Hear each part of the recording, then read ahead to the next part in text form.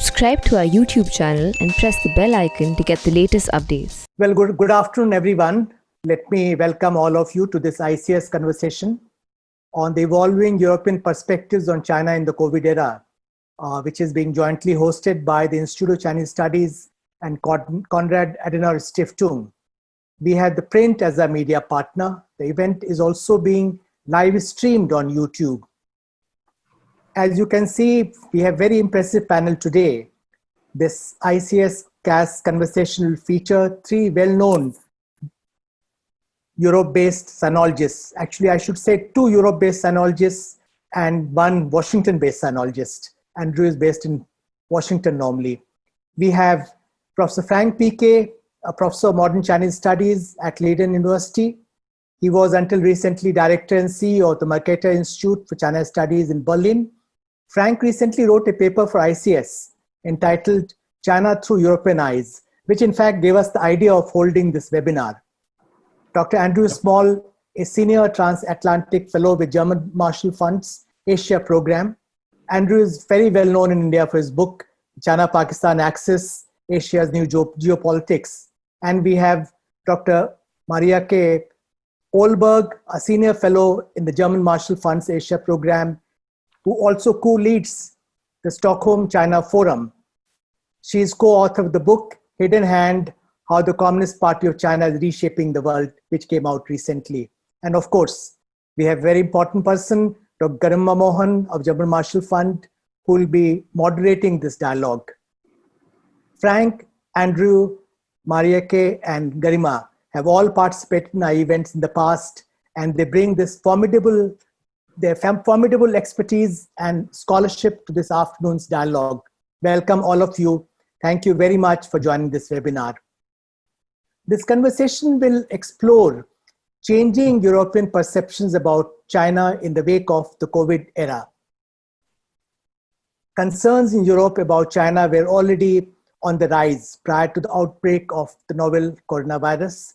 We'll examine whether the pandemic has been a watershed moment in Europe-China relations and what are the elements of cooperation and competition looking ahead. This dialogue will also consider whether European perspectives differ from the emerging perceptions in the Indo-Pacific about China. There's a view in India that Europe is soft on China. As I see it, the outlook in the EU about China has hardened in recent months with a backlash on the issue of China's accountability for COVID-19 becoming a pandemic. At the same time, European countries continue to seek closer engagement with China, avoiding the policies of confrontation or containment. We look forward to getting the insights of our distinguished panelists on how EU is looking at the escalating US-China strategic rivalry and how EU is coping with some troubling aspects of the rise of China and its aggressive behavior. I will now invite Mr. Peter Remele, country head and resident representative in India of our partners, Konrad Adenauer Stiftung, to make his remarks. Over to you, Peter. Thank you very much. Very distinguished panel, Honorable Ambassador Kante, dear Garima, and ladies and gentlemen. For those of us who have watched the rise of China through the decades, it came as no surprise, maybe for the general public, the rise to prominence, at least in the media of the country, must have seemed meteoric, to say the least. No matter where you turn in the globe, a Chinese presence can be tangibly felt at every corner. And I can say that out of my own experience. Some 10 years ago, I was posted in Rwanda, really in the middle of Africa. On every flight I had to another African country, I was wondering in the departure hall or on the flight whether there were more Chinese passengers than Africans if I'm on a domestic flight in China or if I'm really in Africa. So the presence was even felt on such daily appearances. So when COVID-19 hit us, this presence grew even stronger. The Byzantine nature of the Chinese government, its less than transparent initial reaction to COVID-19, Ambassador Kante just mentioned that, and the apparent Chinese government, its less than transparent reaction in the beginning, and the apparent pressure it exerted on bodies like the World Health Organization squandered what little goodwill the Chinese government had left in the Western world. The image of the Chinese government abroad was catastrophically bad at the onset of the crisis due to its antics in the East and South China Seas, as also its stealthy economic mercantilism. And unlike Russia, that has carved out a role for itself, let's say, as a protector of Western reactionaries, Beijing had not cultivated any natural allies. But the communist giant managed a remarkable turnaround within only a few months. When the divisions that have plagued the European Union for some time now cracked open under the duress of the fight against Corona, China was quick to instrumentalize the opportunity. Chinese breathing masks, medical equipment, and personnel arrived in hard-hit areas across Europe, proclaiming neighborly relations to Italians in Venice. You don't need to have a geography study to know that the proximity of those neighbors is not so great if you look on the globe. The leading Serbian president, Aleksandar Vučić, proclaimed even Europe's solidarity dead in the face of an ostensibly much more helpful China, as it was appearing there. Where we stand now as a continent is probably best left for our panelists to say. I can speak for us as the Konrad Adenauer Foundation. Our mission around the globe is the promotion of values like democracy, a free press, social market economy, and a fair social order that allows for personal freedom and development of the societies. This is contingent on a balanced international order in which all actors, big and small, adhere to international rules and common fairness. We believe in cooperation and in progress through mutual understanding. China can be an important partner, but only if it starts playing by the same rules as we do all globally. International borders can no longer be drawn with a quill on a map. International trade cannot be used as a political bargaining chip. And especially relating to China, the days of gunboat diplomacy are behind us. So the rules are there, they should be obeyed, but we notice more and more that China is trying to change the rules to its own benefit. In India, I hear very often, China is misbehaving. I mean, in my opinion, states are not behaving. States have interests. The matter is how they present those interests to the international world and how they get their interests settled in cooperation with others, or what I hear in India is very often called misbehavior. I think China will not change its attitude. We rather should study the interests and then look how can we react to that. Whenever we deal with the dragon of the East, we have to remember that we are facing an authoritarian behemoth with a drastically different outlook on the future of the world order. It is neither a market economy, nor is it democratic or even a nation state. In every interaction with it, hostile or not, we are facing a systemic challenge to some of our core beliefs. We cannot compartmentalize our dealings with China because China does not differentiate between politics, diplomacy, trade, and economy, and maybe neither should we. I want to argue on behalf of a cooperative but robust policy, a holistic approach. In the spirit of international understanding, we need to find common solutions where possible, but should always remain steadfast in our beliefs and positions. To stand strong, we need to stand together. So it is especially important to broaden the field of potential partners, and that is our topic today. India and Europe share values and aims that should suffice to put us in a close working relationship We both believe in democracy, the rule of law, as well as rules-based multilateral world order, the like-minded we speak of all the time. Europe, as well as India, are interested in maintaining the current multilateral order. We both wish to see the Indo-Pacific remain an international sea, and influence in the regions bordering it to be balanced. The latest turbulences at the Sino-Indian border have put yet another question mark on all the values that we hold dear. I believe cooperation should come naturally to us. It's no secret that we as a foundation wish to see a strengthening of Indo-German and European-Indian relations. Together, India and Europe would be able to provide a much-needed counterweight to growing Chinese power in the Indo-Pacific. Together, India and Europe could work to compensate, I say, at least a part or to some degree for the inevitable vacuum that would be created in the regional security architecture by the American withdrawal from Afghanistan.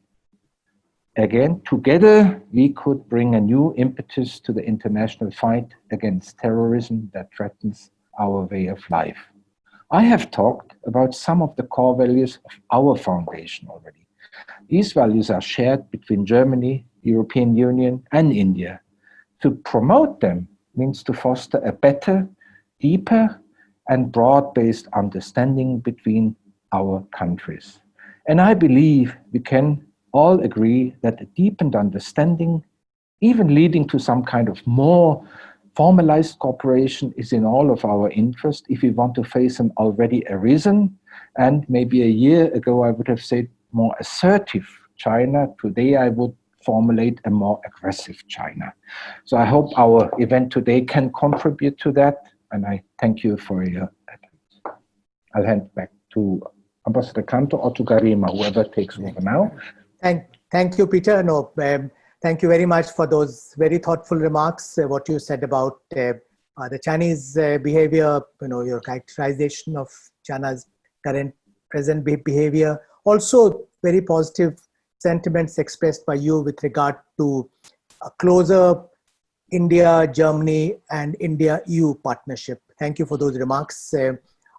Shortly, I'll hand over to Garima to conduct the rest of the proceedings of this afternoon. Before I invite Garima to take over, let me explain some ground rules very briefly. For the first 30 minutes or so of this conversation, Garima will have a dialogue with 3 panelists, and at that time we'll mute all other participants. Thereafter, we'll have the question and answer session involving other participants. You may indicate your interest in asking questions to the panelists by using the raise hand option, which is available at the bottom of the list of participants. Alternatively, you can do that through the chat option. You can convey your interest in asking question by either writing a question or just saying that you would like to ask a question in the chat box. Garima will call on participants to raise their questions. The concerned participant will unmute himself or herself. Other participants are requested to keep themselves muted. Now, I'll hand over to Garima to do rest of the heavy lifting for this afternoon. Over to you, Garima. Thank you. Thank you very much. Good morning, good afternoon, depending on where you're sitting. Many thanks to the Institute for Chinese Studies and the Konrad Adenauer Stiftung for hosting this event. And very nice to see a lot of familiar faces that we usually see once a year at the ICS event in Goa. But thanks to the coronavirus pandemic, we can actually see each other virtually and not just once a year. So the topic of today's panel, as mentioned by Ambassador Kanta, is to analyze whether the coronavirus crisis represents an inflection point in Europe-China relations. We have an excellent panel with us today. I will dive straight into the first question and start with Frank.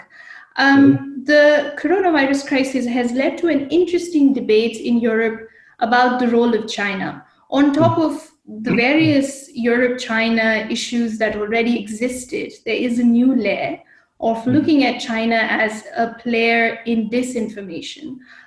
whether it is regarding the origin of the virus or the European response to the virus.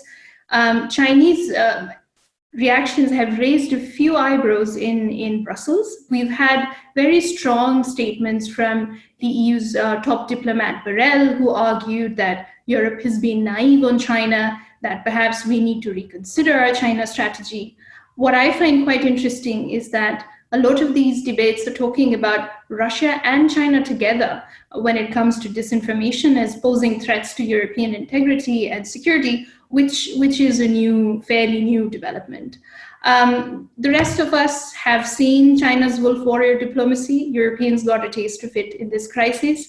Do you think, therefore, that perhaps the coronavirus situation represents a watershed moment in Europe-China relations, or is it being exaggerated and we'll go back to normal once things abate?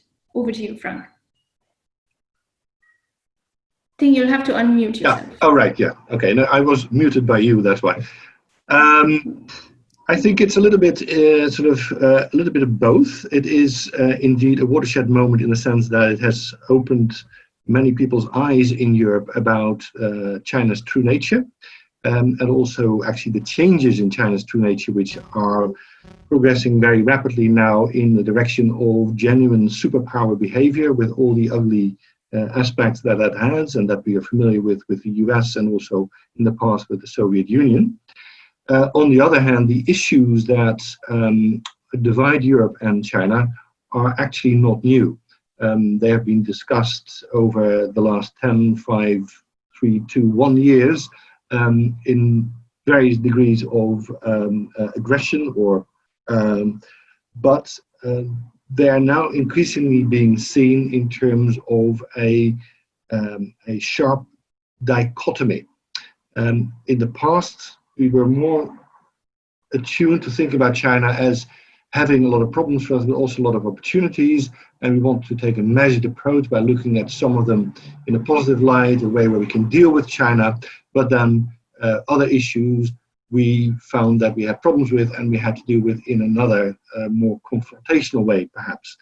And now you see a tendency to look at the whole thing as a package and to say, well, China is misbehaving in many different areas, and the time has passed that we can try to parse that, as it were. Yesterday, there was day before yesterday, there was an EU-China summit online. And in her press statement after that, Ursula von der Leyen, the EC chair, she started out by saying the relationship with the European Union and China is simultaneously one of the most strategically important and one of the most challenging that we have. Now that's a very sort of sharp statement from somebody who's still, she's a politician of course, but she's also a diplomat. And then we get a whole litany of things that are wrong and where China and Europe don't see eye to eye. And there is no talk at all about anything that was achieved during that summit. So it is very clear that the relationship between China and Europe is going in a direction of more confrontation, less politeness also, and quite frankly also more in the direction of the United States. Now, we may like that or we may not like that, it doesn't matter, really, it is a fact. 10 days ago, I was also speaking to the Dutch Prime Minister and the Cabinet about China, and there were two sentiments that were really palpable in the room. And mind you, Holland is one of the most sort of pro-trade, pro-internationalism, pro-globalization countries imaginable. But there was a clear sentiment, first of all, that globalization has come to an end because of the corona crisis and things that happened before. And we should repatriate value change to Europe, which is an American thing, I would say, to say. And now you hear this also from ministries in the Netherlands. And secondly, that indeed we can't deal with China anymore in terms of expecting goodwill, but we should really be prepared to take China on head on. Exactly how to do that is, of course, a completely different thing. But the whole tenor of the discussion was very hawkish and very confrontational. And I should also say, and this is an issue that hasn't yet been raised yet, but it is really important, the corona crisis has also not only sharpened the differences between China and Europe, but also has eroded even further any belief that people in Europe have about the European Union. The way that countries have very quickly during the pandemic closed their borders, have only batted for their own team, as it were. Also the way that China was able to play apart some of the European countries by sometimes in mid-air rerouting flights with medical supplies from one country to another because they got more political concessions from that latter country. All of these things have created a great deal of distress and cynicism about European unity. And what people are really asking themselves now is, okay, we still have to bet in Europe. It's the only real card we have. We have to work together. But is it really going to happen? Is it really possible? But what are then the alternatives? Should we then look more to our transatlantic partners? We can't trust them either, particularly not to the current president. And you feel a slight sense of despair. They don't quite know what to do. They don't have a plan. They know they have to do something, but there is not a clear route that they can travel along that will get them the desired results.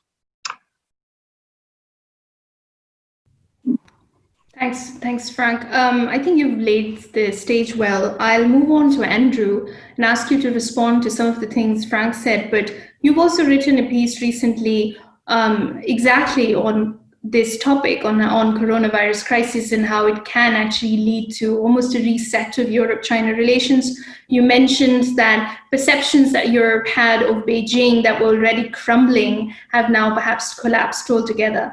Can you elaborate a little bit on what are the issues of interest? What are the issues that Europe is looking at when it comes to China? And second, do you agree with when Frank says that the tenor of the debate in Europe is becoming quite hawkish, and a lot of the points that Europeans are bringing up are similar to the US? And in fact, the crisis has exposed very real fault lines in European unity. What is your take on these points?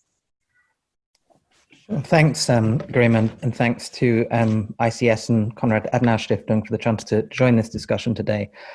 So I think, generally speaking, I think the EU has come a long way. Europe in general has come a very long way in its thinking on China, particularly in the last 18 months, that in a way that's certainly been accelerated by the behavior that we've seen from China through the pandemic, but as Frank somewhat laid out, is something that's been playing out over a longer period of time. And we're now really seeing this process playing out with a kind of certain political logic to it that's starting to unfold a lot more quickly as a result of the pandemic.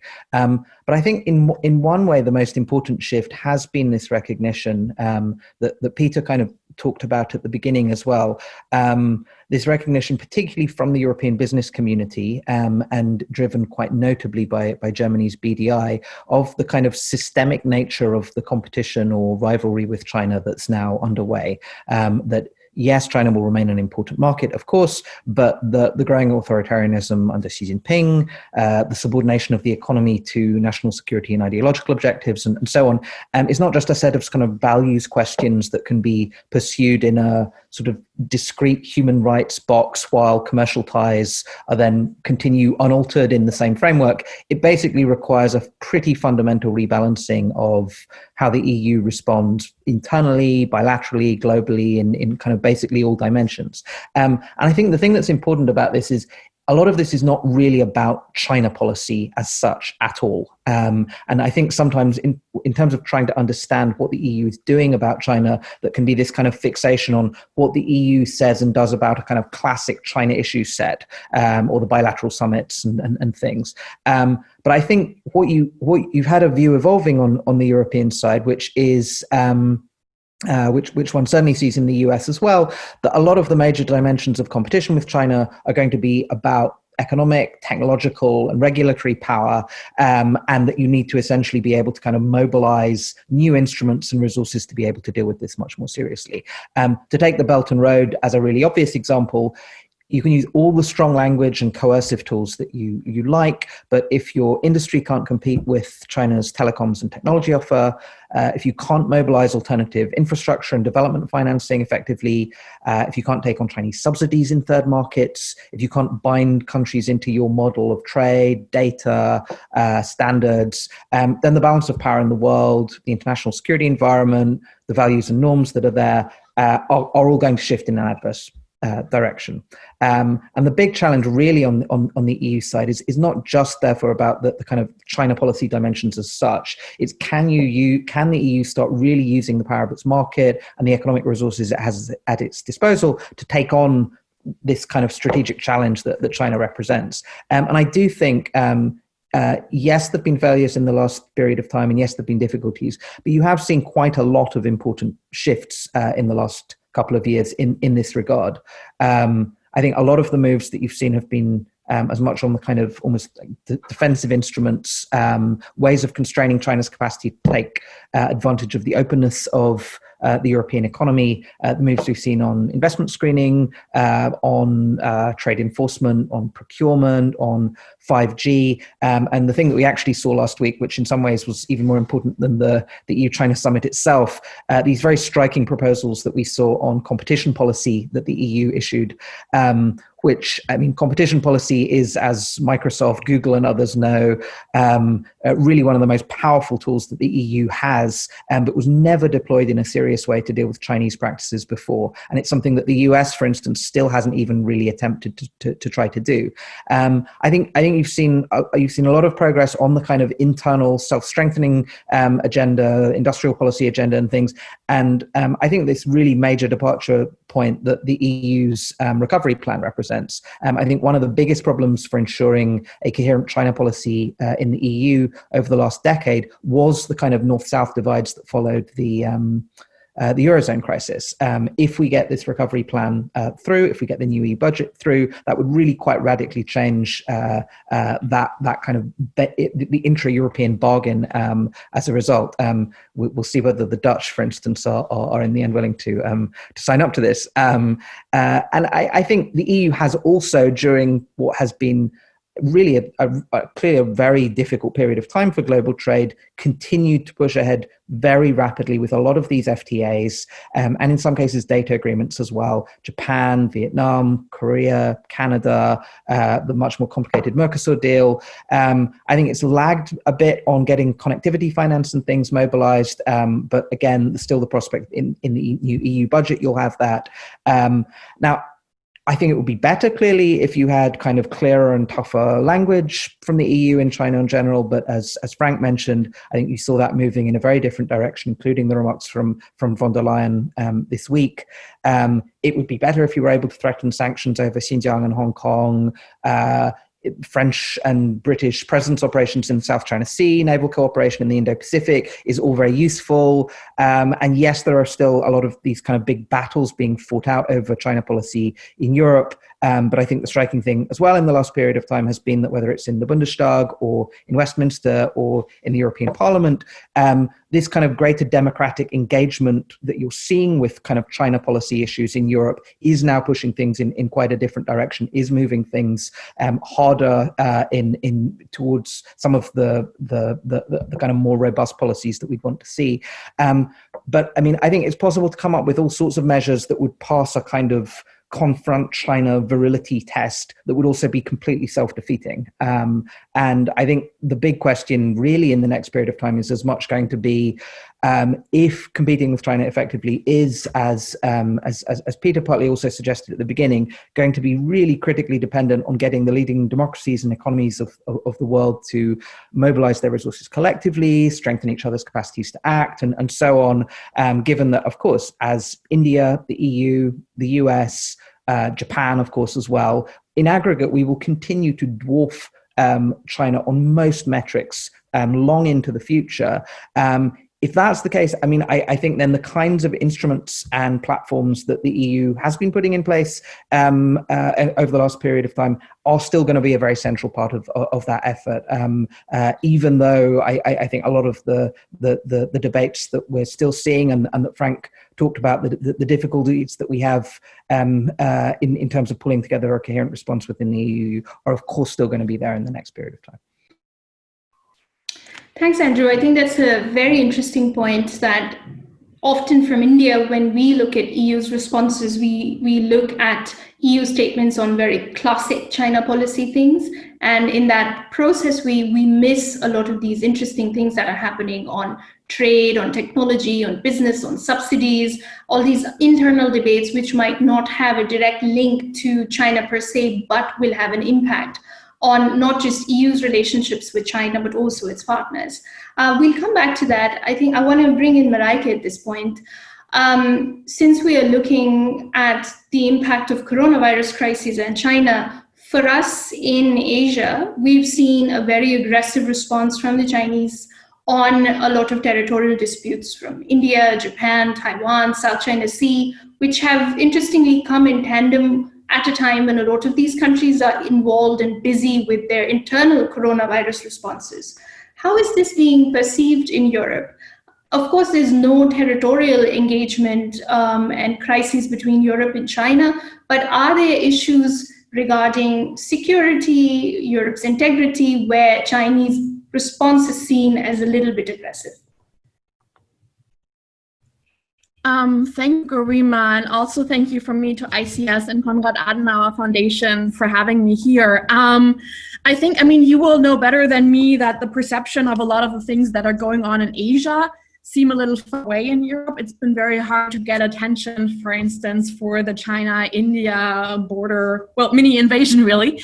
It's a little easier to get some people to pay attention to what's been happening in Hong Kong because of UK involvement, and also because there has been enough debate and enough people are beginning to realize that, oh, well, if China is going to break a contract, a binding international treaty that's been filed with the UN 27 years ahead of schedule, what does that actually mean in terms of what kind of deals we can get with China? So that has drawn a little more attention.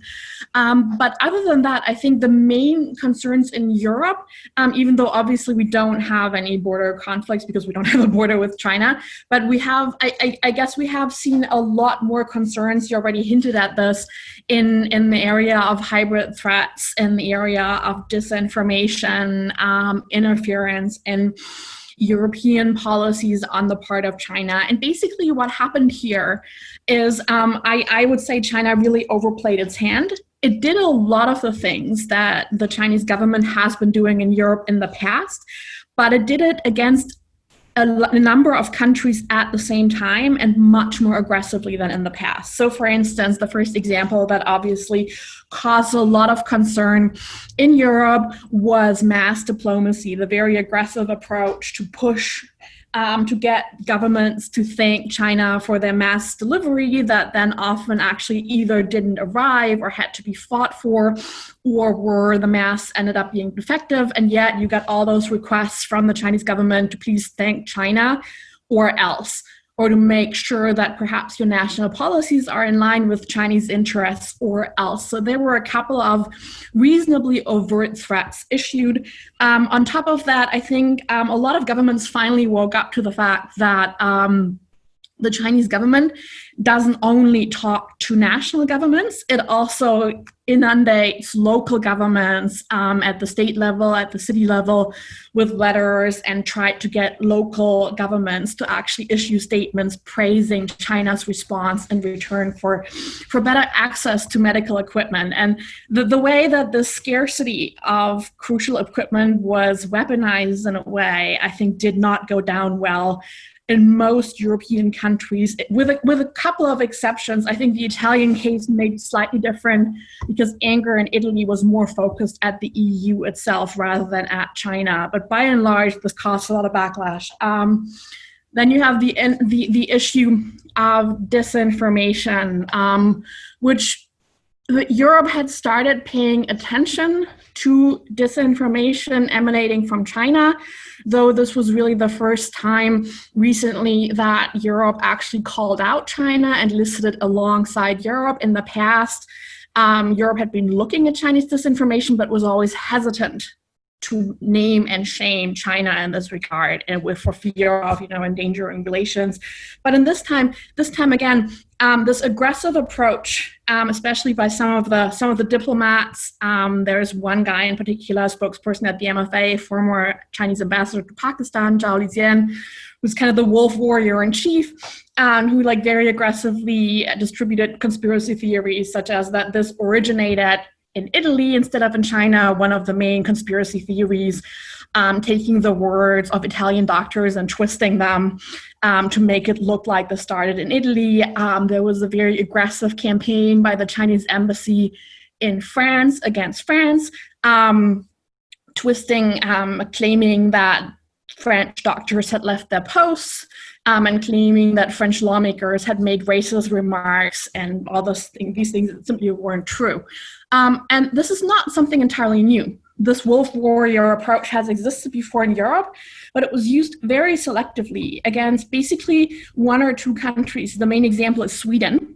And Sweden has been kind of trying to deal with it for a while, and Sweden was never quite sure how to handle it and whether to get support from the European Union.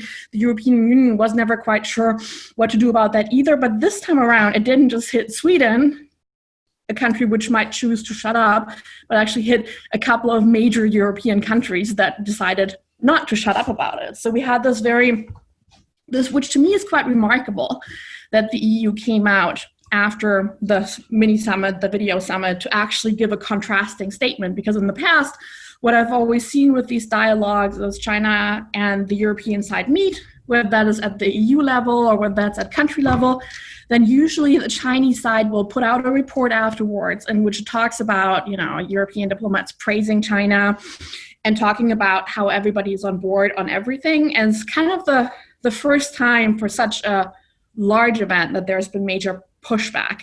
Now, whether or not this will last,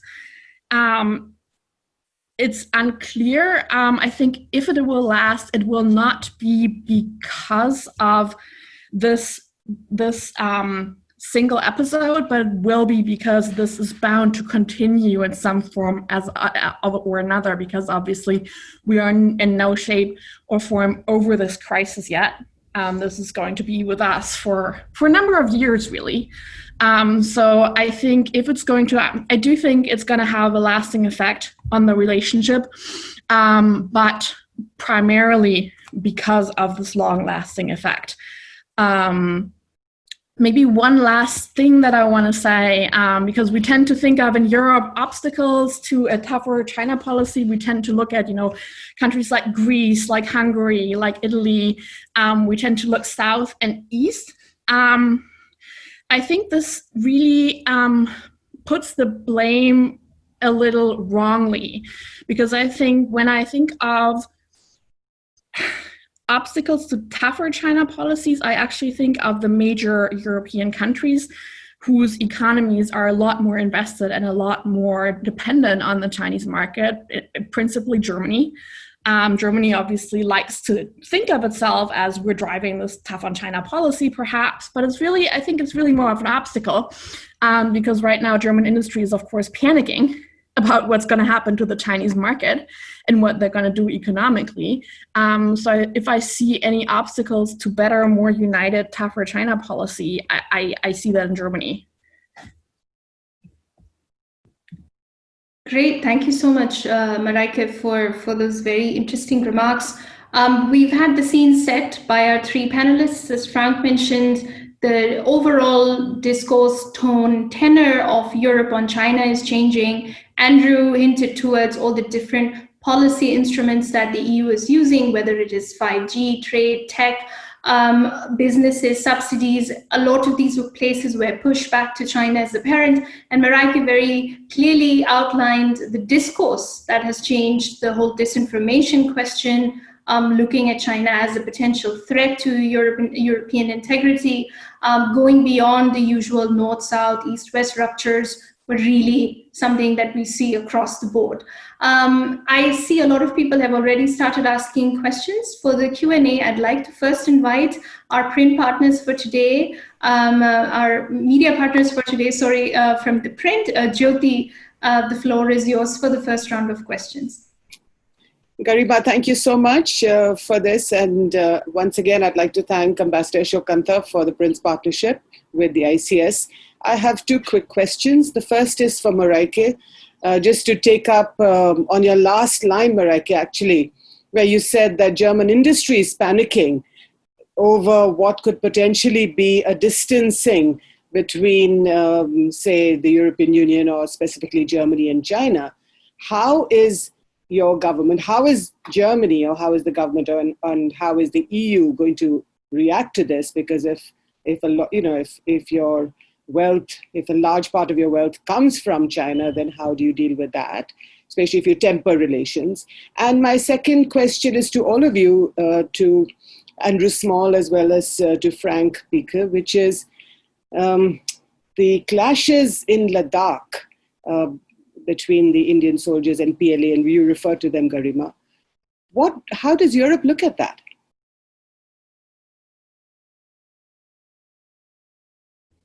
Should I start?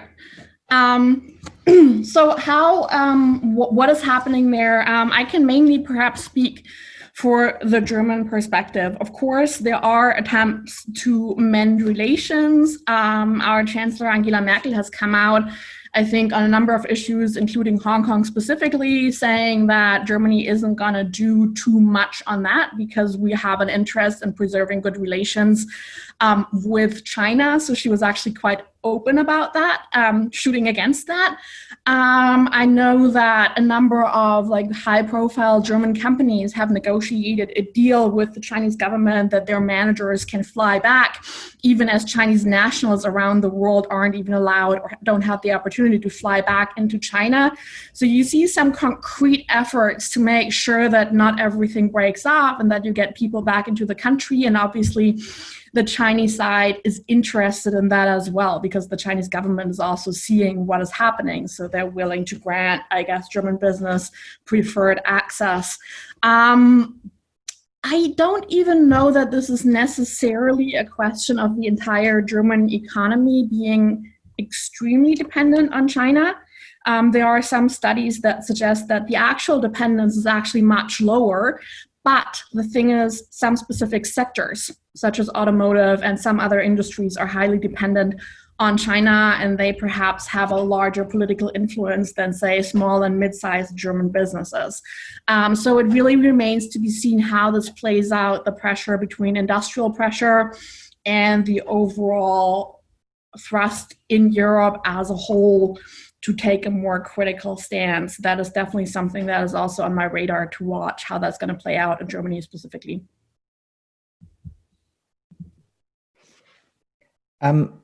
I'll comment on the second, but I hesitate slightly given that the vantage point that Mareike has in Berlin and that Frank had as well on the German industry question. But I would still like to just add one thing on that, which is, I mean, the interesting dynamic with, for instance, what we've seen, as I mentioned in the response to Garima's question, is how important a role industry has really played in some of the shifts that we've seen. German industry in particular, really an intellectual leadership role. This term, systemic rival, that the EU has been using, I mean, really in a sense came from the systemic competition term that the BDI laid out. And the interesting thing with the BDI process was the German firms that were pushing for a kind of toughening up of the EU approach to the greatest extent were some of those that had the biggest economic interests in China, that were closest to China, that had the greatest exposure. It didn't mean they weren't going to continue to pursue their own market opportunities and things, but it did mean that they were most aware of precisely the risks that were underway in the long term, and the need at the EU level, where they're not necessarily going to be blamed for the measures that are put in place, to toughen up the instruments. So a lot of the things that I kind of mentioned in my comments in terms of the hardening of the approach on lots of respects in the European side. Again, lots of the critical individuals and voices and views on that are also coming from German industry. So I would just kind of add that as a caveat to that there are countervailing elements, and there are kind of there is certainly on certain issues this kind of impetus in other directions, but it's quite a complex picture of what the role that some of these industrial interests play in this. On the China-India border question, I think the challenge on the European side is that it's not, I wouldn't say it's necessarily yet been seen as just another manifestation of the Chinese behavior that we've seen across the board. I mean, I think there's clearly debates, including in India, about how to interpret what's going on at the border. Is this of a piece with what's going on in Hong Kong, Taiwan, South China Sea, wolf warrior diplomacy, a general pushing out, which I tend to think that it is and should be seen through that prism. But the tendency has been for China-India border questions to be seen as, carefully managed between the two sides, not something that involves outside parties, very specific to the dynamics in the specific terrain at the particular time of year, all of these sorts of things. So I think in some respects, it will also depend on heightened clarity, including from the Indian government even on this at points, to say this is different. This means that this should be interpreted in a different light. And we've certainly heard that from a lot of prominent figures in India. But I think there's going to be a question of how far this messaging is kind of pushed to Europe in the next stretch. Because, I mean, when we're talking about watershed moments with the pandemic, whether this is a watershed moment for India's China policy, I don't think there is a presumption in Europe, certainly in terms of, what we saw with Doklam and past instances, that it would necessarily represent that. The understanding is quite weak, I would say. But I think if there is kind of more of a concerted push to say, India's China policy is, for instance, going to be fundamentally rebalanced as a result of this, then people will look at this in a different light.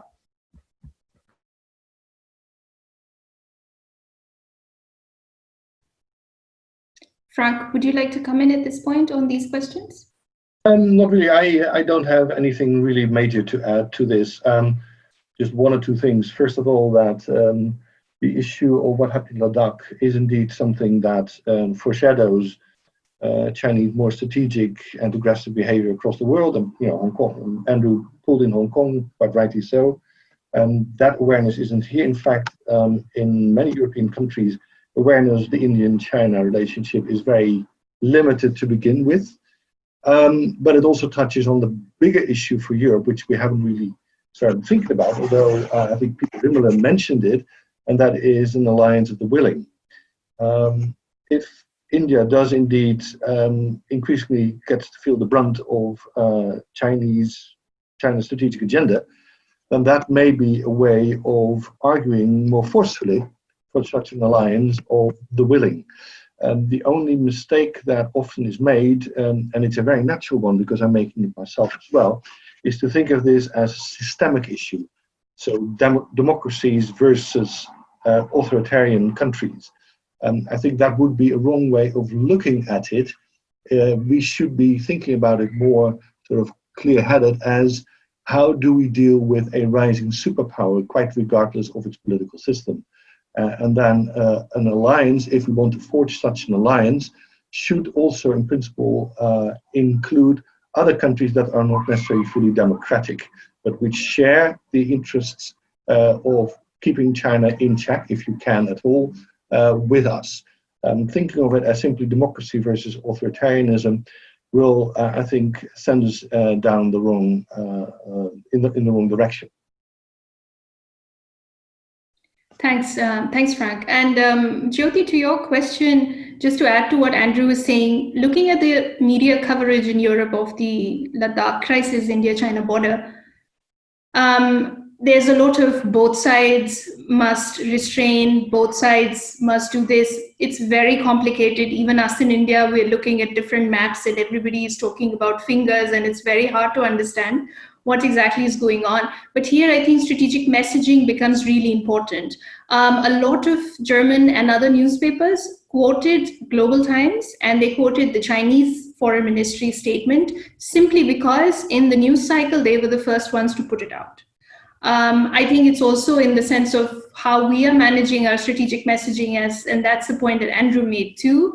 For a lot of commentators in Europe who do not understand what is going on at the border, it's a complicated mess to untangle. And here, having a clear messaging from our side would also perhaps help in shaping how the narrative is developing on this question. Staying on the topic, I see a couple of people have asked the question, will European Asia policy now expand beyond China? A lot of people have the impression that Europe has put all its proverbial eggs in the China basket. And does Europe have a role to play in the Indo-Pacific? How is the whole Indo-Pacific idea being seen in Europe? Would you like to comment on that question before we open the floor? Andrew, perhaps? Sure. So, I mean, I think there was already a move some time ago to say European policy in Asia was excessively China-centric, that at the economic level and at the political level and at the security level, there needed to be a kind of substantial push beyond that. And if you trace visits by European prime ministers, presidents to the region over a 15-year period, you have a period where it's all China, China, China, China, China, a couple of other places. And then there's this big rebalancing. And yes, the China thing is still there, but there's been quite a qualitative shift in terms of just the political engagement. It is still China-centric, but kind of much less so than it used to be. And I think the trade thing the trade agenda has been, I mean, the European trade agenda in Asia has been described by some people as Asia -1, i.e. you're not going to be able to do an FTA with China. It would be a bad idea if you did. But almost everyone else should be in play for this. And if you look at and the EU is, of course, in negotiations with virtually every country, or has concluded deals with virtually every country in the region. I think that there will be continued and renewed interest, again, in light of what's going on what that might look like with India, which has been one of the more kind of difficult cases. But I think if you look at what's been going on with Japan in particular, which I think was a really kind of crux deal for everything that's been going on. I mean, that not just the free trade deal, but the data sharing agreement, which I think is seen as very important in Europe as well, which is the biggest data kind of pooling capacity that now exists. That's already happened. I think the security piece has been somewhat less, with the exception France has a very distinct and specific role that it plays, and I think its Indo-Pacific strategy has been kind of at the leading edge of what's been going on in Europe in that regard. And we have kind of seen kind of stepping up in various elements there, clearly in terms of the partnerships with countries in the region, defense cooperation, defense technology cooperation, all the deals that have been made, the new agreements that have been reached with India in particular, I would note in that regard. And then I think the other critical piece in the Indo-Pacific is the connectivity finance question, where I think if the Indo-Pacific is also understood as partly the agenda of how do you compete more effectively with the Belt and Road and some of these sorts of things, then there has been more impetus, particularly with this Europe-Asia connectivity strategy, to look at how do you mobilize resources on the European side. In principle, Europe has as large a pool of finance as could be mobilized to do this as anyone. The European officials have talked about being able to sort of put hundreds of billions of dollars in new resources in play, mobilizing partly private finance for that as well. That would be a really major element of whatever an Indo-Pacific agenda and wider agenda in the region looks like. They still haven't got that money properly in place yet. It's still been one of the kind of lagging features on the European side. But I also think, I mean, just lastly, coming out of any kind of how do you rebalance your China strategy and things. I certainly see from senior European officials and things, there needs to be even more impetus on the rest of Asia agenda. And to some extent, as Frank said, that's not just democratic Asia. Vietnam is actually quite important to all of this as well. And I think is seen as the kind of top high standard trade deal that the EU has done with a developing country. But I think there is going to be a lot more of the kind of attention, political resources, commitment of energy and financial resources and attention to the non-China bits of Asia, as partly for China-related reasons, but partly for intrinsic reasons. There's very good reasons to deepen ties with ASEAN, with India. Japan's a critical partner, and so I think a lot of that's going to move ahead on an even more serious basis now in the aftermath of the crisis. And from what we're hearing, it sounds like France and Germany together are pushing for a EU response to Indo-Pacific. Might not be a strategy in itself, but at least a response. Would be interesting to see how that develops. Let's now open the floor for questions. If you have a question, please either use the raise your hand function or write your name in the chat box. I see a lot of you have already done that. I'll try to get as many questions in as possible. We'll start with Ambassador Wadhwa. Garima, thank you. I actually did put this question on the chat, and let me just repeat that here. It's for any of the panelists who would care to answer this. I just wanted to know, is there a common realization in Europe that China has used all means possible to access high tech from Europe and is actually aiming to dominate, to patent, and to sell back technology to Europe and the rest of the world? Is Europe united on this front, or will China be able to continue to divide Europe through the 17+1 mechanism and by offering to fund infrastructure projects in selected countries in Europe and using them to its advantage? Thank you.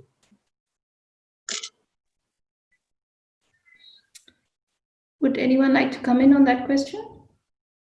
Sure, I don't mind saying a few things about this. I would think that this is actually one of the areas of European policy that is potentially the most promising.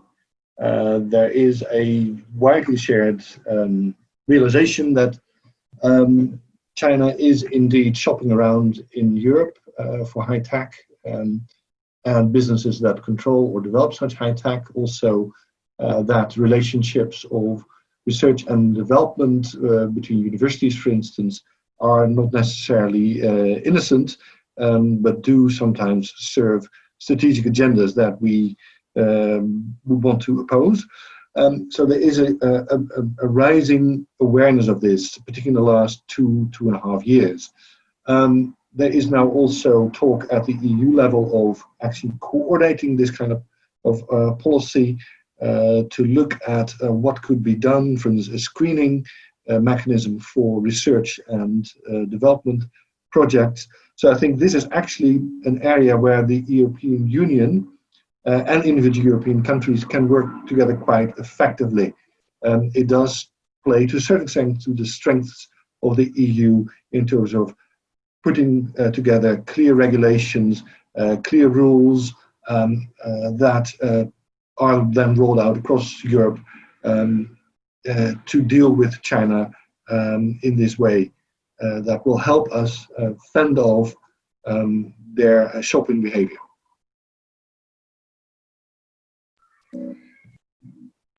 Thank you. Any other comments, Andrew, Mareike, at this stage?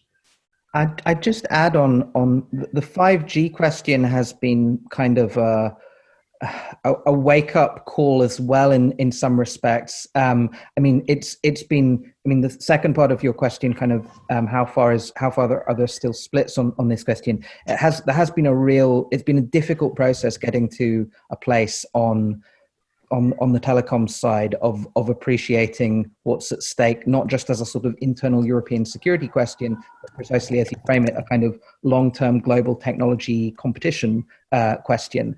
It was not understood through that prism by a number of the countries that were dealing with it. It was seen as a kind of technical other back doors that Huawei can use and things like that. I think the debate has moved further towards a view that says it's one of the areas in which Europe does actually have champions in the telecoms side. And if the kind of hardwiring of the digital economy around the world becomes centered around Chinese firms, then there's going to be a problem on almost all counts. Industrial problem for an economic problem for Europe, and then all of the kind of the values elements that are bound up in various elements of Chinese technology usage as well are going to have a detrimental effect if Europe doesn't compete seriously. I still think it's not quite got to where it needs to get, particularly on the. I mean, we're still waiting on a couple of the critical Huawei decisions, the 5G decisions, but it's moved very, very dramatically in the last period of time, and it's been quite helpful beyond Europe. I would actually say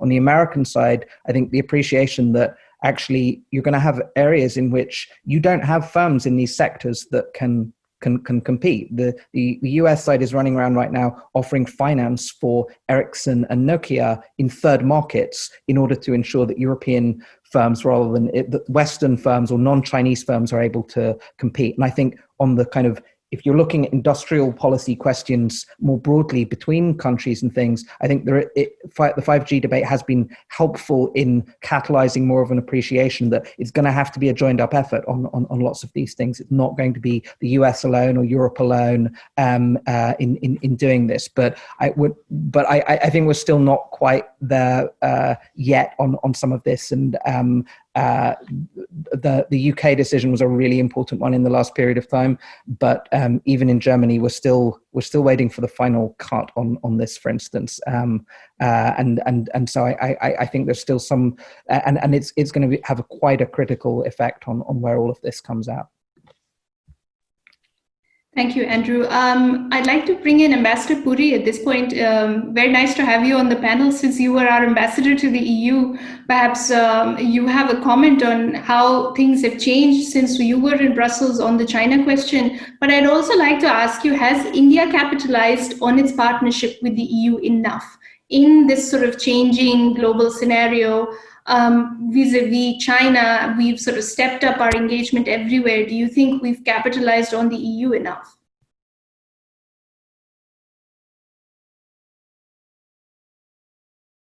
So you'll have to unmute. Apologies.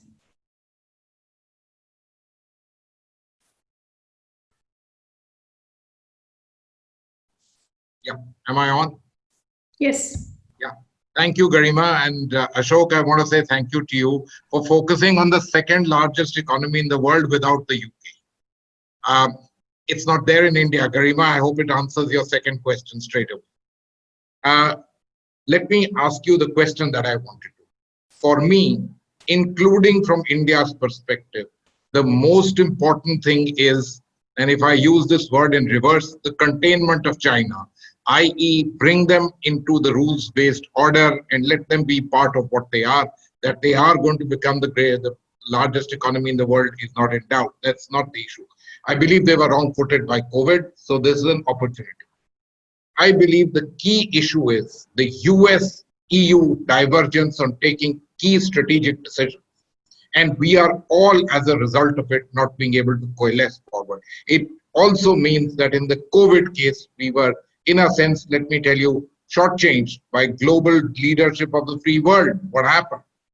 As far as the EU is concerned, let me ask you, where was the ECDC? Global 24-hour monitoring of global health situation world. What did they do? What did the CDC do? So my question goes back to all the panelists. Andrew, I want to thank you because you just mentioned the word EU and US coming together. I think that's the key issue. And that's what we must really look for. And I hope that the corona pandemic, which has really, there hasn't been anything like this at all, which has struck everyone. And without doubt, the Europeans and the Americans have been those who've taken the largest hits and now the hit in the economy. If they coalesce together, if there's political coalescing, we will all be beneficiary. Your last question, Garima. Look, we all know that India and the EU have really a large number of symmetries which can be built up. There's absolutely no doubt about that. But if a very short while, if I may say, we come close but then the last mile connectivity, invariably something or the other comes, whether it's the Baroness Nicholson report or inability to get through the BTIA, or now the letter on the Kashmir issue to the Home Minister of India. But we need to work on it, because this is a relationship which can only benefit both sides, but there must be a recognition. There must be a recognition in the EU that India, if not arrived, is arriving. In India, there has to be a recognition that the EU, not just European countries, the EU together is an institutional arrangement which the Europeans have put together, which is for us a good instrument. And of course, we have to play along with them and take this thing forward. So thank you very much. I'm delighted to be part of this webinar. Great, thank you. So the question on transatlantic unity, who would like to come in there in transatlantic coordination?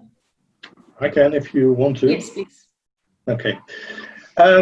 Yeah, I'm still. I'm not as sanguine about the potential of European-US collaboration in any field, and particularly also not in the field of China policy.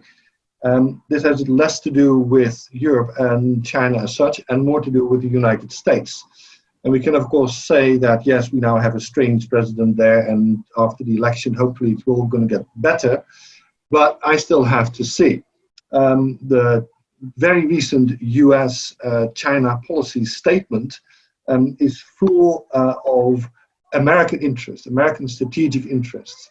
It has very little to say about any ways or forms to collaborate with any other parties in the world, let alone their interests.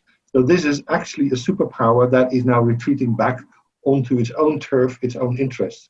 And is that a partner that we can then fully put all our eggs into that basket? I don't think so. I think there's a real need for Europe to be more autonomous strategically. And of course, that eventually will also have to have a military dimension. Sorry. Okay. Sorry. Yeah. Let somebody else. I'll just say a couple of words on this. I mean, I do think it's critical. The challenge. I mean, there's two layers to the challenge. I certainly think that it's immensely difficult, as long as President Trump is in office, to be able to do a very kind of serious transatlantic agenda on China. And that will certainly be true after November as well. There have been some very discrete areas of cooperation on the transatlantic side, on some of the investment screening issues, a little bit on the connectivity side, some narrow things on trade, but it's just been inherently limited by not by, I think, the European appetite for doing this. I think European leaders had gone really directly to the administration in the early days to say, you know, we can figure out a common China agenda. There are differences in view, but there is some fundamental analysis in common. But at the highest political level, it's not been possible to get real traction on that. I mean, the line that you continue to see from President Trump, that is, the EU is worse than China, only smaller, I think has been a sort of abiding view of the higher levels of the administration. The interesting thing to me, seeing a lot of the people working on this in the White House and other parts, has been that there is a real appreciation of the role of Europe and on the EU. If you're engaged in competition with China in the economic, trade, technology space, as well as just the classic military side, then Europe and the EU is going to play a really central role. But it's going to be impossible to mobilize any serious form of cooperation on any of these fronts if you're bashing the EU with tariffs, if you're dismantling elements of the multilateral architecture, all of the things that we've seen in the last period of time. The challenge, I think, is that, I mean, the Biden team are clearly very keen to prioritize having a much more kind of ally-centered, partner-centered China policy in place. And I think doing some very thoughtful things in terms of what this might amount to in precisely all of this kind of more not, again, it's not just going to be the classic China issues. It's how do you forge partnerships across trade, technology, a much wider set of questions. The difficulty, as Frank said, is that I think the mood on the European side has moved in such a direction that if you're looking at 3 years of difficult negotiations on a major trade and technology partnership with the US or something like this, your fear is that it's going to be upended a year later by another Trump administration or something like that. So it has become harder as a result of this to make some of the long-term bets on elements of transatlantic partnership that will be really, really important to being able to deal with the China agenda seriously. I think it's going to require a lot more from the US Congress to step in and kind of be ready to kind of tie the hands of administrations on this if you're going to have a level of trust on the European side, on the longevity of some of the commitments that might be there from the US. And there still are, of course, gaps in certain respects in views, but I mean, there will be a lot of enthusiasm for fixing the transatlantic partnership and things if you have a change of administration, and a new US administration will put China as one of the central focal points. So I think there will be some give on the European side as well on that, because I think it will be seen as kind of central to resetting things. And the US can't do this alone. EU can't do that. No one can really pursue this agenda alone. And I think the efforts that have been made unilaterally in the last couple of years, particularly on the trade front by the US, have been a real demonstration of the ineffectiveness of attempting to pursue a purely unilateral policy. Even if you go all out with 25% tariffs and all of these sorts of things, it has been a useful demonstration for a lot of people, not just the Trump kind of side of the administration, but others as well, that the US doesn't have the leverage alone on this. But if that is going to be really reflected in a rebalancing of approach, it's going to have to be much more kind of accommodating of partner concerns and things. It can't be a purely US-centric model. And I think we're going to see a big, big test of this in the first year or so of a new administration, if the elections go in the other way in November. If they don't, unfortunately, I think this agenda is going to be extraordinarily difficult to pursue. Yeah. Can maybe? Yeah, come in, Mareike, please. Sorry. I think this has two sides. And I think on the one hand, yes, Europe's absolutely right to distrust the Trump administration, because everything that Trump has done has been counterproductive for that alliance. I mean, one of the key goals of the Chinese government is to split the transatlantic alliance. So people always ask me, well, is Trump actually the biggest asset? So I do think there is a real need on the US side to understand that this is an active goal on the Chinese side. This is a key goal of the CCP, the Chinese Communist Party, to split that alliance. On the other hand, I do think on a lot of things that the Trump administration has done on China, it's been simply right, and Europe has simply been wrong. And I think I may disagree with the way it's been done, but I think fundamentally it's going in the right direction. And I think Andrew has already hinted at this. There's not going to be a U-turn if Biden is elected. The US is not going to reverse policy on that. So it'll be interesting to see if that'll be good enough to get Europe on board with that, or whether there are more fundamental disagreements with actually the policy direction, which I think is fundamentally correct. Mareike, while I have you on, there's another question from Ambassador Sajjan, which says, the EU looks at its relations with China in silos. The trade and economic silo is more important than the political silo, which has rule of law, human rights, democracy. He argues that it is a bit marginal. Will Europe be able to evolve a comprehensive policy towards China, which sees China as a strategic adversary? I thought you might like to comment on this question. I mean, we've already seen tremendous progress in this regard over the past 2 years. Europe calling China as a strategic rival is unprecedented. There's still this back and forth, which I do think comes from different interest groups within the EU. It really depends on how, again, the situation post-COVID is going to go, to what extent some ties can be rebuilt, to what extent. Also, I think right now the EU on the one hand wants to get tougher on China. On the other hand, the impression that I get, there is still this idea that they can, under the circumstances or for whatever reason, get some fundamental concessions from China. In terms of, I don't know, I mean, even pushing the investment agreement ahead, that's been kind of stalling, that's been sitting there for 7 years, still trying to push that ahead. I think one of the bigger problems so far, I don't even know if the problem is siloing.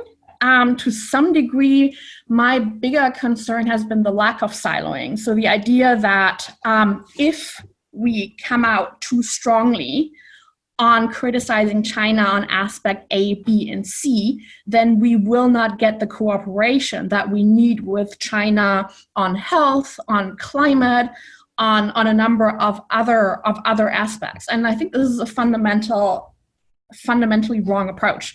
I think the correct approach would be to look at what are the interests of the Chinese government, what are the genuine interests, where is there actual common ground, not just where China says there is common ground, and to work on those areas and to worry less about criticizing China in other areas, because if the Chinese government is genuinely interested in cooperation, it will do it regardless. It's not going to go against its fundamental interest just because the EU puts out a statement on Hong Kong, just because the EU pushes back more strongly. Whereas if it's a project where the Chinese government to begin with isn't so interested in, where the Chinese government has very little to win, and was basically doing the Europeans a favor, that's not going to go ahead either way, regardless of how much you criticize. So I feel the problem isn't siloing. The problem is that these things are considered to be affecting each other, where really Europe has to sit back, look at the few areas where there is common ground, pursue those, and stand up more on everything else. Thank you, Mareike. I see Ambassador Rajiv Bhatia next on my list of questions. Thank you very much, Garima. I appreciate your giving me the opportunity. I have a broad geopolitical question. As we look from Delhi at Europe, and by Europe we mean European Union, and by EU actually we mean the key players in European Union. So first of all, Europe, as came out clearly, has quite a lot of internal stresses and strains. Secondly, EU has a serious relationship problem with the US.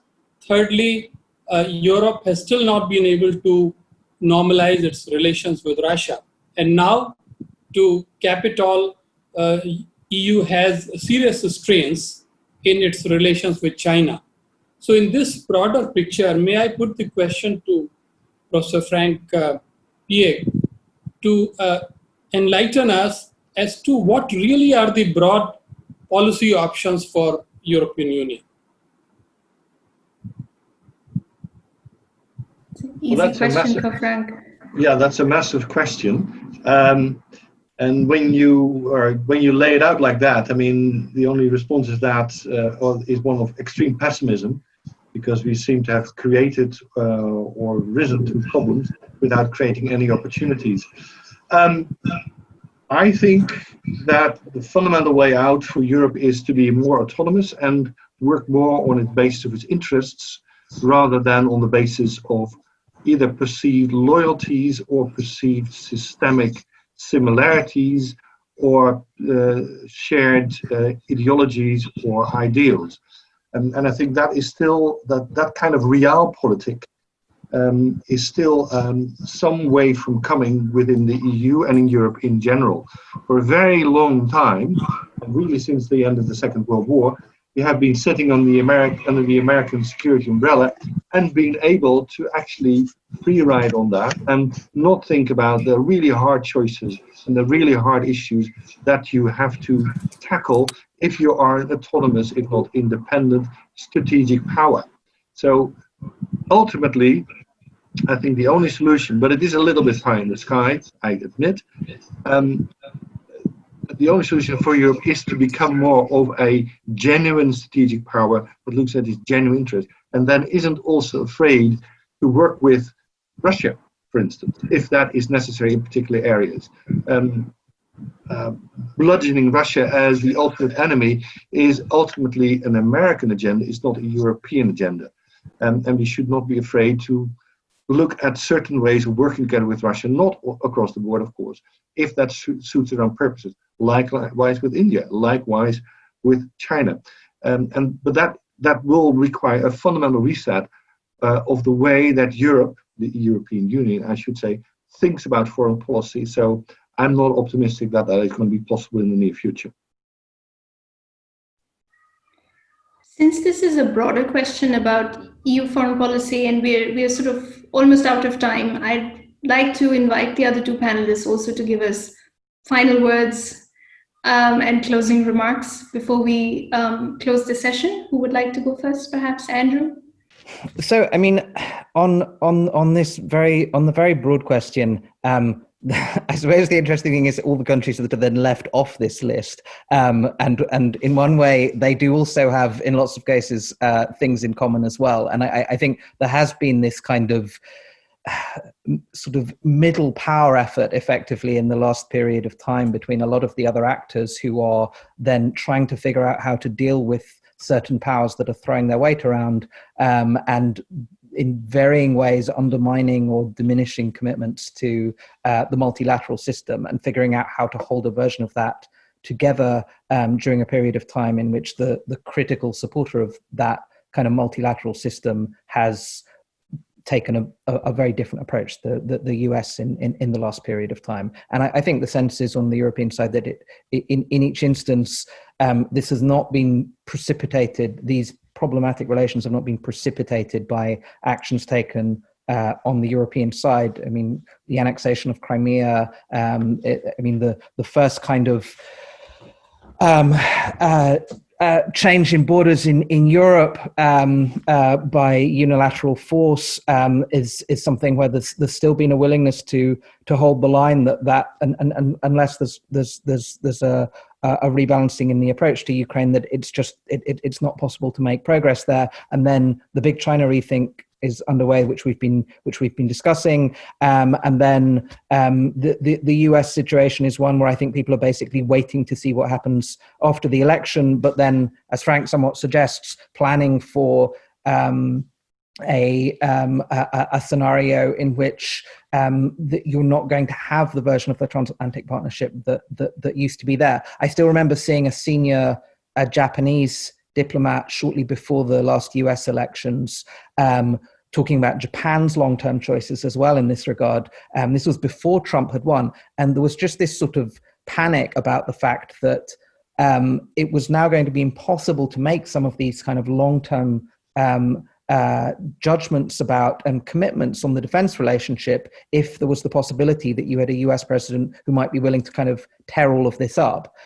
Japan, of course, has kind of stepped up in various ways as well in the last period of time, and with CPTPP has been kind of holding together the multilateral trade front, at least in the region.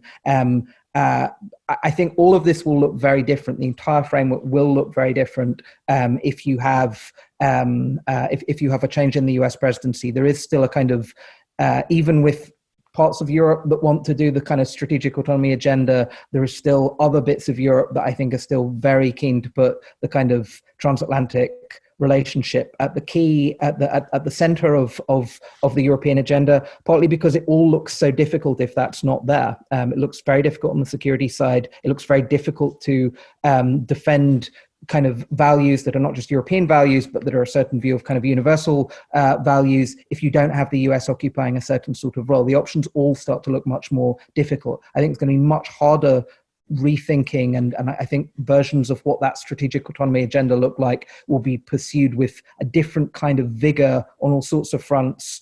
Financially, the euro, I mean, there's going to be all sorts of questions that come into play differently if the election goes in a particular direction, but there will also be, if it goes The other way, there will be a lot of people that will lapse back into the, okay, some of the pressures to do this are off, and we will go back into something that looks more like a loosely democratic, market-based, even if there's not always perfect overlap with this kind of coalition building effort.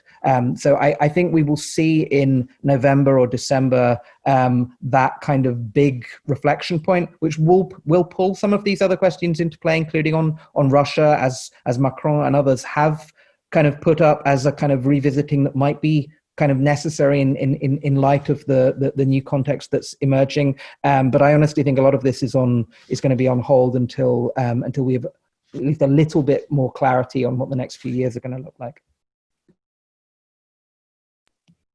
Maybe to finish this. I do think, yes, there's a large role for middle powers to work together, and this is the way to go. I think both the US should rope them more in, and Europe should seek more cooperation. I quite disagree with the prospect that Europe's going to come up with its own defense, or that was raised by Frank, that Europe needs to, didn't quite amount to kicking out the United States and kicking out NATO from Europe. It didn't quite amount to that, but I don't really see that's not going to happen. I don't think it should happen, even though there is a constant debate, but I really don't see Europe putting up its own defense, even though that prospect is raised again and again. I do think Europe needs to contribute more, but within the existing framework. I do think there is a difference between Europe working with India, Europe working with Japan, and Europe working with a number of other democracies versus Europe working with Russia or with China. I do think there still is meaning to the democracy versus autocracy framework, simply in terms of how governments are run, how reliable decisions are that are made by those governments, and how much you can depend on them. Again, we will see how things go after the US elections. Either way, yes, middle powers working more together should be part of the plan, regardless of what happens to the transatlantic alliance. I think this is a good way forward that can help plan for all eventualities. Thank you. Thank you very much, Mareike. Apologies, we have a couple of questions that we will not be able to take because we're running out of time. But we've had a very rich discussion today on Europe and China in the age of coronavirus. We've had a sort of wide-ranging conversation that spanned everything from pressures on transatlantic relations to what Europe is doing, looking at the economic silo with relations with China, looking at the democracy, rule of law, that angle. What is quite interesting is, I think often in debates in India, we can miss what Europe is doing in terms of providing alternatives when it comes to connectivity, on trade, on data, a lot of these questions where China is central, because they are quite technical topics and frankly, couched in boring press releases, it's easy to miss, but these instruments are important, and these instruments must be taken into account when we look at Europe's China policy. Overall, I think in terms of European foreign policy at large, there has been a trend to look at the world through a US-China lens, look at Asia through the China lens, and look at global politics through a lens of US-China competition.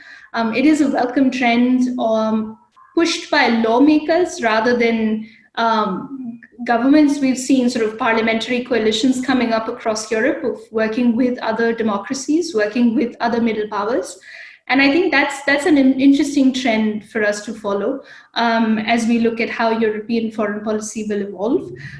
Middle power coalition building will also center Europe's relationships with countries like Japan, like Australia, like India, with ASEAN. Of course, this is a minor pillar of European foreign policy right now, but we'll have to see how this develops in tandem with its EU-China policy more broadly. Thank you very much to our three panelists for taking the time and joining us for this discussion. Thank you to all of you for tuning in, for asking such interesting questions, and for this engaging conversation. That's it from my side. Over to ICS And Peter, if you want to have the last word.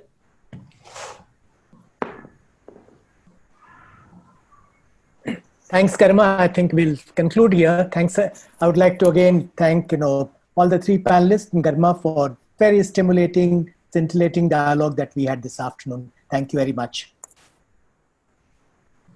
Nothing more to add. I think what we have said in the beginning, we want to share knowledge, understand things better. At least that we have achieved. And Frank mentioned some things are in the sky. The sky is the limit, but we work a little bit below. Well, thank you very much.